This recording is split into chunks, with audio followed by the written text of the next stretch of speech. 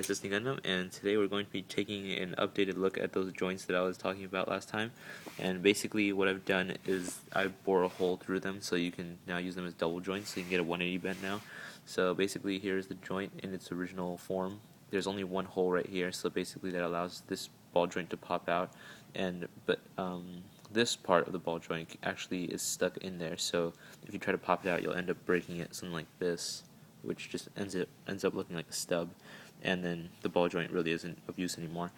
And yeah, so basically, or it just becomes a one-sided ball joint instead of a double-sided.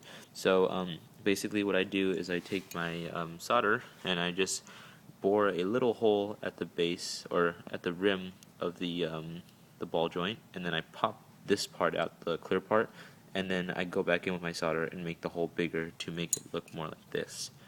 It looks a little fuzzy because it's basically all that plastic has been melted out. So basically what I have to do next is take my nippers and just cut all that stuff out, the excess out. And of course there'll be some on the inside as well, so I recommend taking an X-Acto and just getting in there. And if you run the X-Acto along the rim of the joint, then basically the excess will just pop off because there's no real connection. It's basically just kind of like flash on resin. So yeah. So that's basically that. And then you can do it in the 180 position, or you could do it as this joint is on one side and the other joint is on the other side.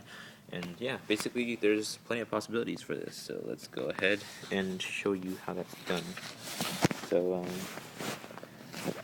basically, so here's my solder, and then where is it?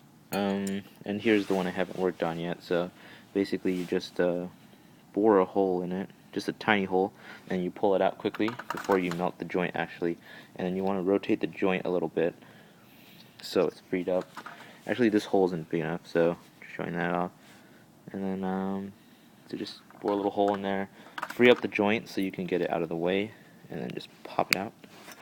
And then next you want to take your solder and then just get in there and then just expand the hole so it's bigger, and then you can go ahead and use it as a joint now. Or you have to cut up the flash, but basically, yeah. I hope you guys saw that because that was I didn't really have a camera stand, so but yeah, basically in a nutshell that's how it is.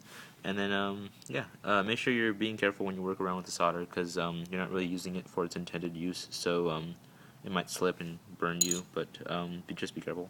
So yeah, that's pretty much it, and that's how you make those 180 joints, and I'll see you guys next time.